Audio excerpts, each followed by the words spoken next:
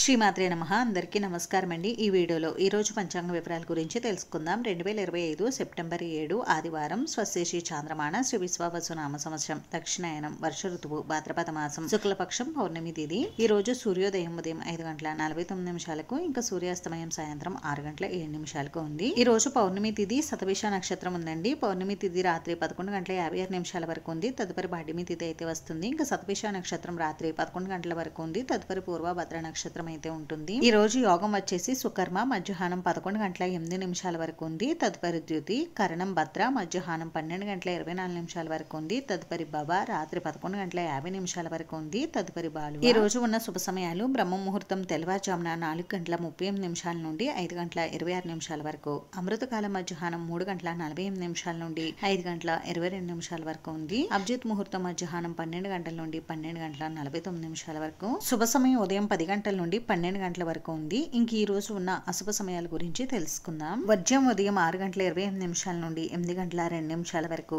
దుర్ముహూర్తం సాయంత్రం 4:28 నుండి 5:18 వరకు. రాహుకాలం సాయంత్రం 4:30 నుండి 6 గంటల వరకు.